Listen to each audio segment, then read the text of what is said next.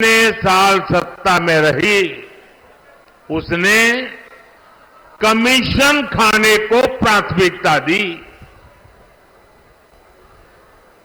INDI alliance commission के लिए है, एनडीए मोदी सरकार मिशन के लिए है।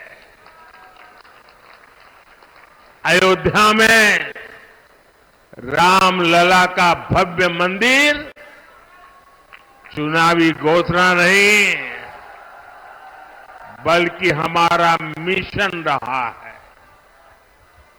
और मेरे प्यारे भाइयों बहनों, इस वर्ष रामनवमी में हमारे प्रभु राम टेंट में नहीं बल्कि भव्य मंदिर में दर्शन देंगे। यह हमारी पीढ़ी के लिए कितना बड़ा गौरव है। जम्मू कश्मीर से आर्टिकल 370 हटाना हमारा मिशन रहा है और ये मिशन भी पूरा हो चुका है। कश्मीर में पत्थरबाजों ने जो पत्थर फेंके थे वो सारे पत्थर जुटाकर मोदी उन्हीं से विकसित जम्मू कश्मीर का निर्माण कर रहा है। भारत को एक मजबूत देश बनाना भाजपा की प्रतिबद्धता है।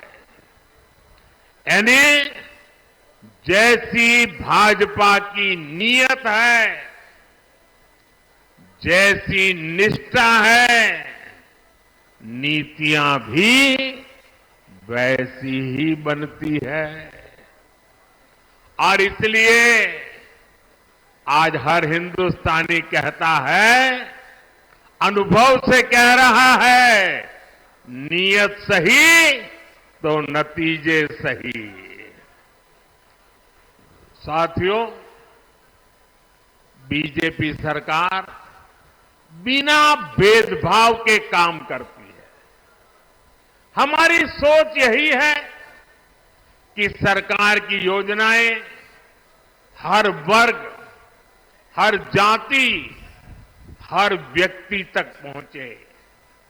और इसलिए भाजपा सरकार ने 10 साल पूरी ताकत से काम किया है और हमारा तो मंत्र रहा है सैचुरेशन, 100% योजना लागू हो।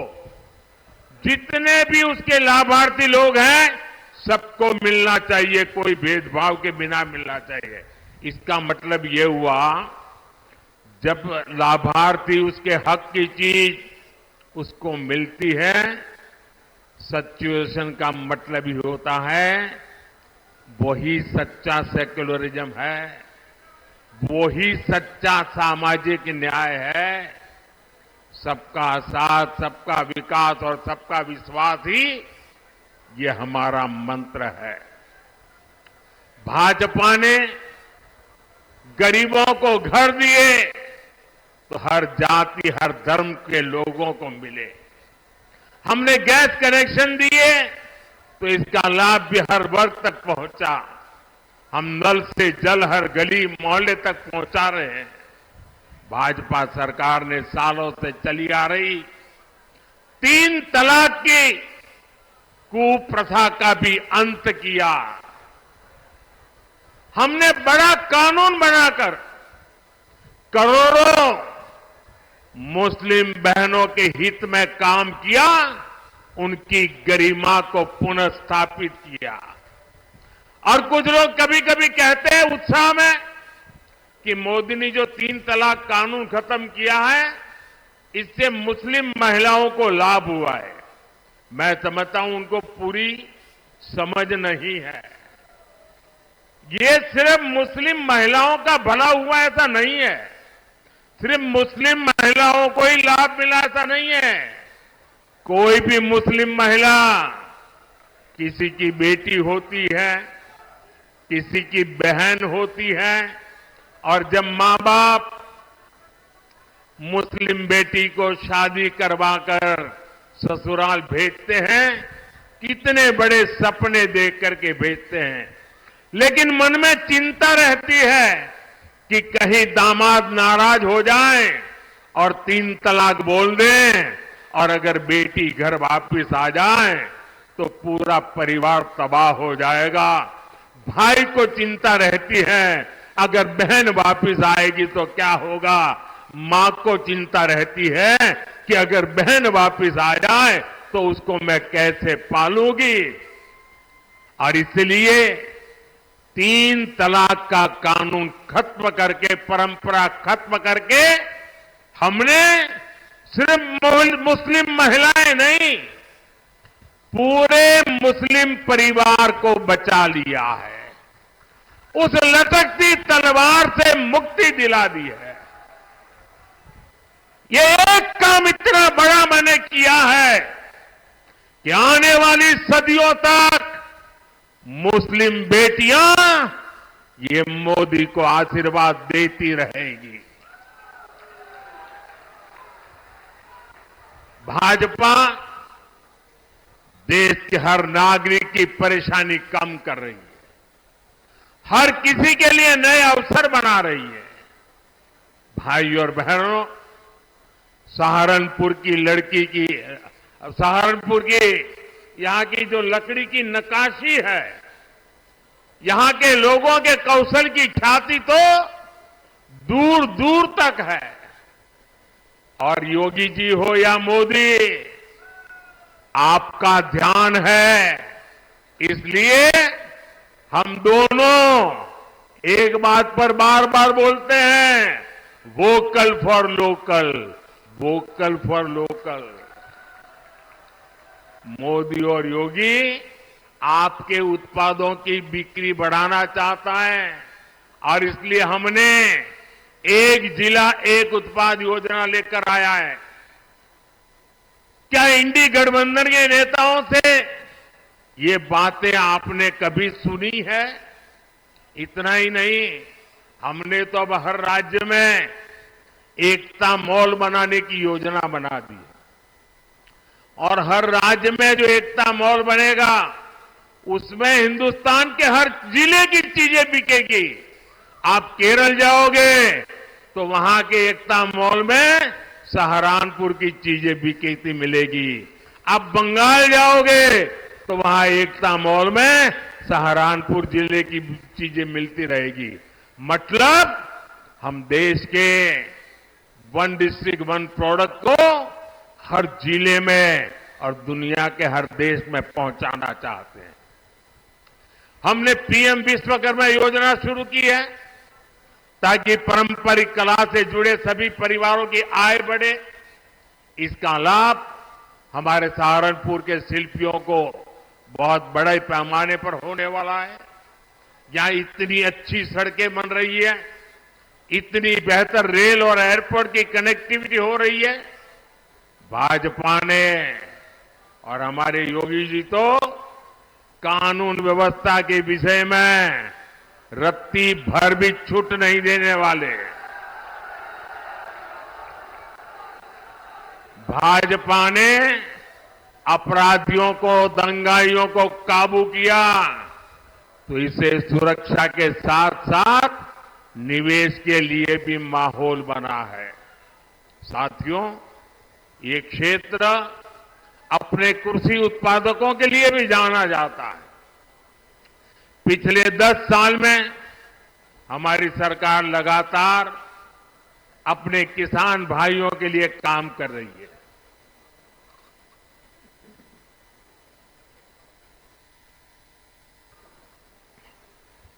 किसान की छोटी छोटी जरूरत को लेकर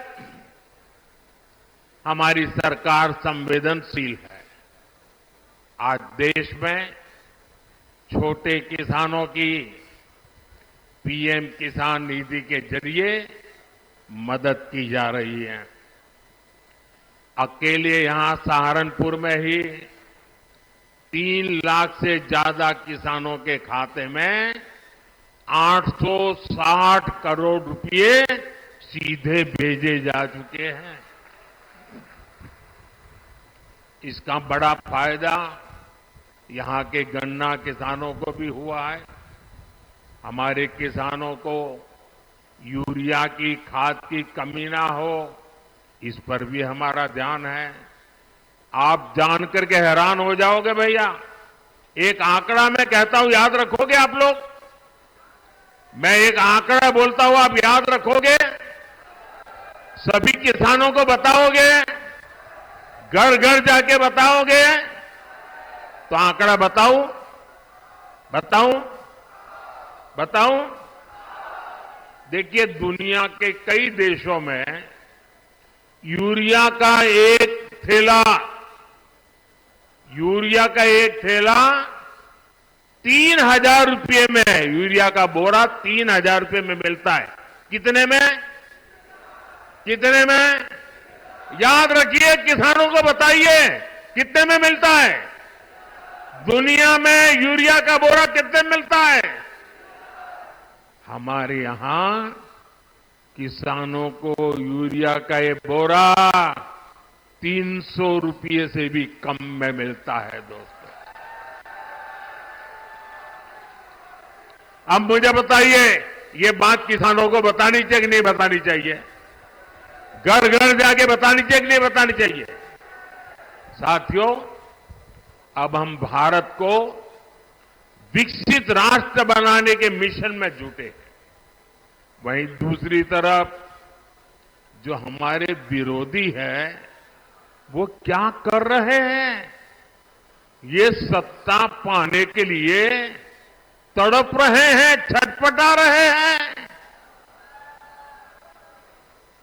मैं देश का पहला चुनाव देख रहा हूं जहां विपक्ष जीत का दावा नहीं कर रहा है। किसी विपक्ष के नेता से आपने सुना कि भाई उनकी सरकार बनेगी? सुना? कोई बोलता है? बल्कि विपक्ष सिर्फ इसलिए चुनाव लड़ रहा है ताकि भाजपा की सीटें 370 से कम की जा सके और एनडीए की 400 से कम की जा सके, इसके लिए लड़ाई लड़ रहा है। आज सपा की स्थिति यह है कि यहां हर घंटे उसे अपने उम्मीदवार बदलने पड़ रहे हैं। ये लोग उम्मीदवारों तक का फैसला नहीं पा रहे। और कांग्रेस की स्थिति तो और विचित्र है। कांग्रेस को तो उम्मीदवार ही नहीं मिल रहे।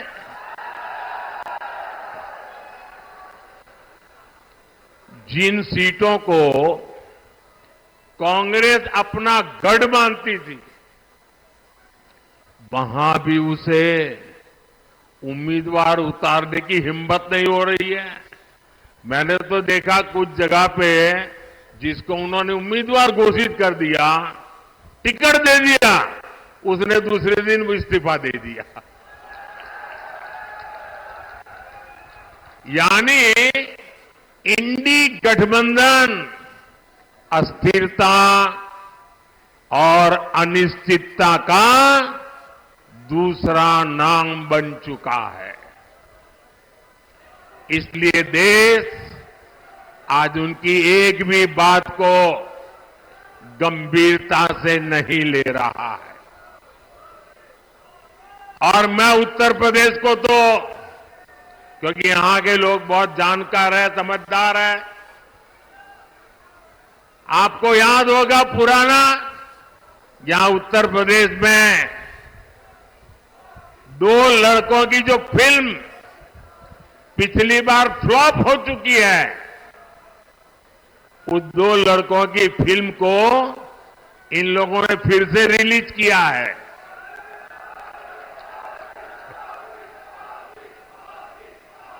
मुझे समझ नहीं आता, अरे काठ की हांडी को ये इंडी गठबंधन वाले कितनी बार चढ़ाएंगे?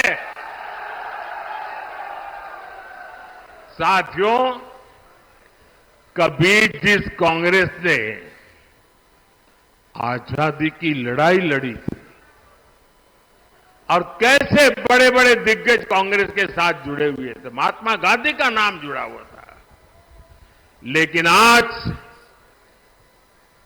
देश एक स्वर से कह रहा है, आजादी की लड़ाई लड़ने वाली वो कांग्रेस तो दशकों पहले ही समाप्त हो चुकी है। अब जो कांग्रेस बची है उसके पास ना देश हित में नीतियां हैं और ना ही राष्ट्र निर्माण का विजन। आपने देखा होगा, कल कांग्रेस ने जिस तरह का घोषणा पत्र जारी किया है, उससे साबित हो गया है कि आज की कांग्रेस आज के भारत की आशाओं, आकांक्षाओं से पूरी तरह कट चुकी है। कांग्रेस के घोषणा पत्र में वही सोच झलकती है जो सोच आजादी के आंदोलन के समय मुस्लिम लीग में थी। कांग्रेस के घोषणा पत्र में पूरी तरह मुस्लिम लीग की छाप है और इस मुस्लिम लीग वाले घोषणा पत्र में जो कुछ हिस्सा बचा खुचा रह गया, उसमें वामपंथी पूरी तरह हावी हो चुके हैं। कुल मिलाकर कांग्रेस इसमें दूर दूर तक नहीं दिखाई देती है। ऐसी कांग्रेस 21वीं सदी में भारत को आगे नहीं बढ़ा सकती। साथियों, आपने मेरा काम देखा है। हर पल देश के नाम, और मैं आपको कहता हूं 24/7 फॉर 2047।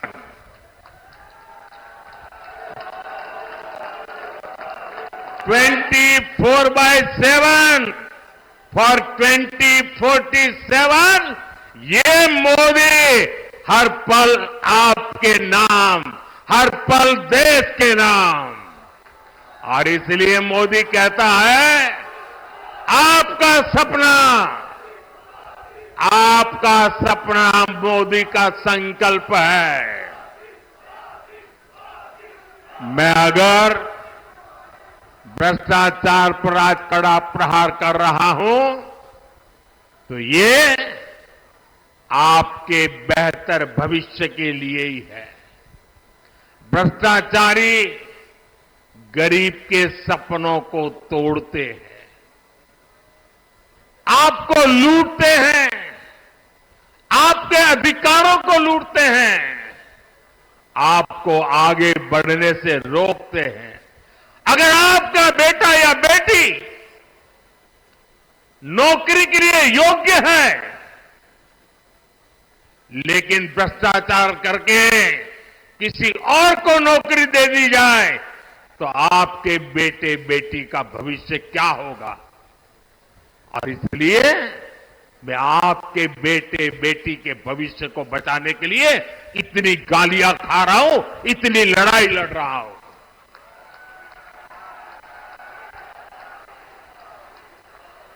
और ये भ्रष्टाचारी एकजुट होकर मोदी को धमकी दे रहे हैं। मेरे देशवासियों, आपके सामने चित्र साफ है। हम हैं जिसका मिशन है भ्रष्टाचार हटाओ, और वो है उनका कमीशन कहता है भ्रष्टाचारी बचाओ। लेकिन मेरे प्यारे देशवासियों, ये मोदी है, पीछे हटने वाला नहीं है।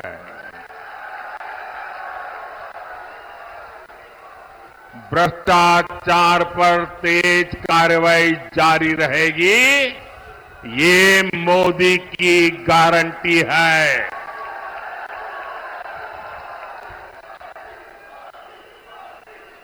भाइयों और बहनों, 10 साल में जो हुआ है, इसकी आज चारों तरफ चर्चा है।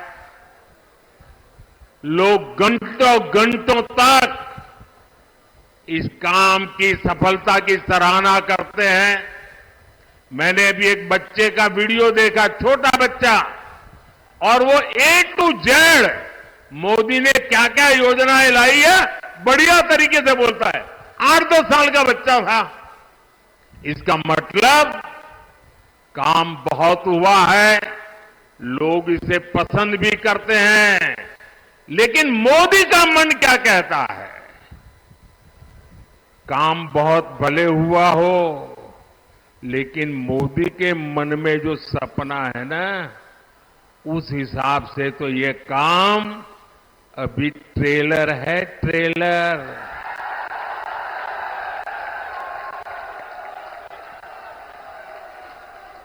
ये तो शुरुआत है, अभी तो बहुत कुछ करना है।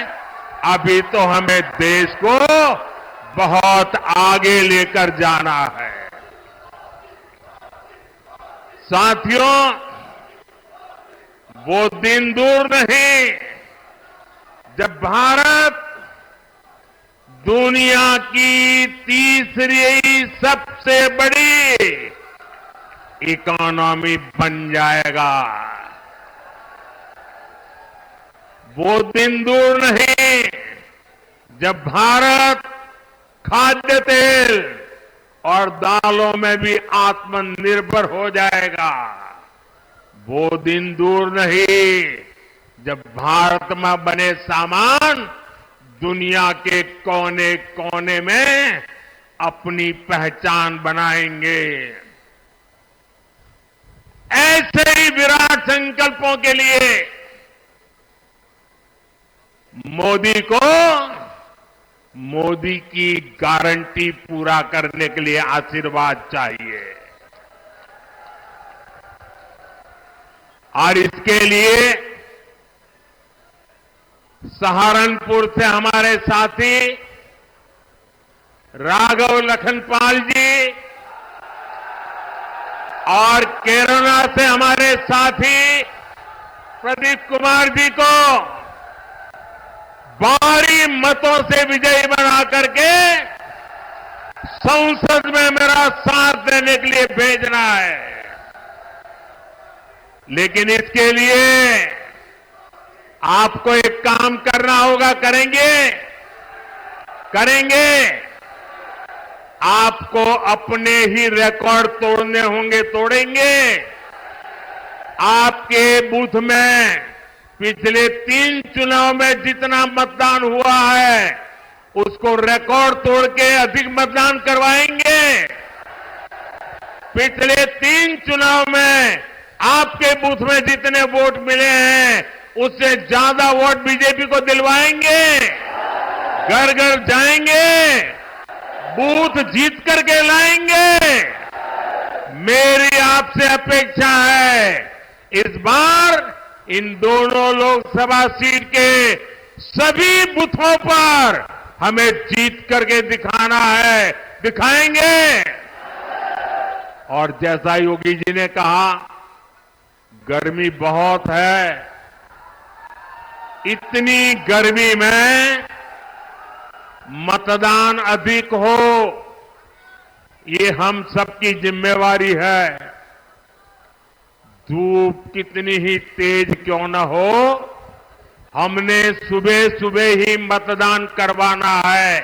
करवाओगे? अच्छा, मेरा एक काम है, करोगे? बिल्कुल मेरा पर्सनल काम है। ये राघव जी का भी नहीं और प्रदीप जी का भी नहीं है, ये मोदी का काम है, करोगे? करोगे? जरा हाथ ऊपर करके बताइए, करोगे? मेरा काम बहुत छोटा है। देखिए, हर घर जाना और हर घर जाके कहना कि मोदी जी सहारनपुर आए थे और मोदी जी ने आपको प्रणाम भेजा है। मेरा प्रणाम पहुंचा दोगे? हर घर में पहुंचा दोगे? बोलिए भारत माता की, भारत माता की, भारत माता की।